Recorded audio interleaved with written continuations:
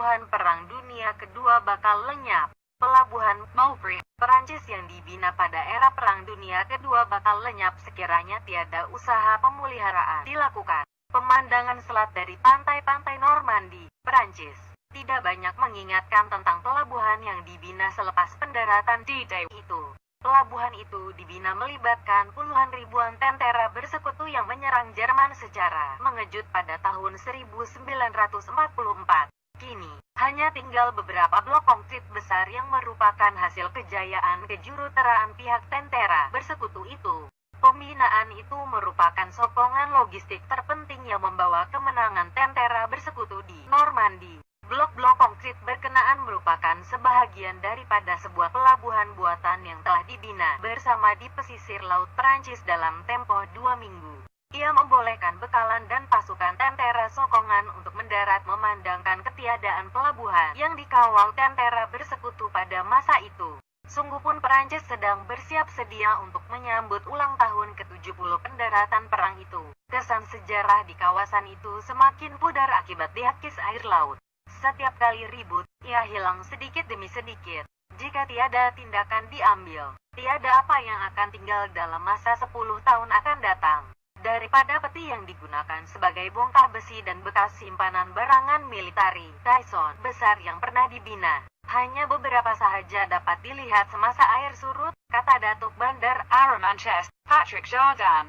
Menurut juru pandu Museum D-Day, Eric Lepinquez, sesetengah daripada 115 caisson yang juga dikenali sebagai Phoenix bersama-sama dengan bangkai kapal lama yang tenggelam telah membentuk sebuah pemecah ombak sepanjang kira-kira 8 km yang menyediakan keadaan air tenang untuk pembinaan sebuah pelabuhan berkeluasan kira-kira 500 hektar atau bersamaan dengan 1000 buah padang bola sepak. Bekalkan tentara.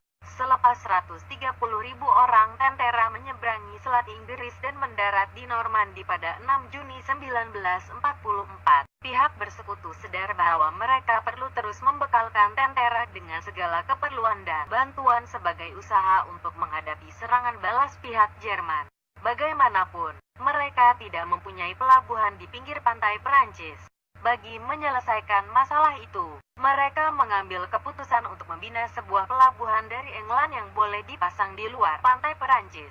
Lebih 250 buah kapal pukat tunda telah digunakan untuk mengangkut bagian-bagian pelabuhan yang akhirnya membentuk sebuah pelabuhan yang dinamakan Maubeuge. Kerja-kerja pemasangan bermula 2 hari selepas D-Day. Menjelang 14 Juni 1944, ia mula beroperasi dan menjadi tulang belakang logistik tentara bersekutu. Hampir 7 dekad, sisa-sisa terakhir kejayaan kejuruteraan itu mula di mama zaman. Secara amnya, kita kehilangan sebuah caisson setahun, kata pengarah Museum D-Day, Frederick Samuel, sambil memaklumkan hanya terdapat kira-kira 20 buah struktur besar itu yang masih boleh dilihat pada waktu air pasang dan surut. Namun demikian, hampir kesemua caisson yang tinggal telah retak.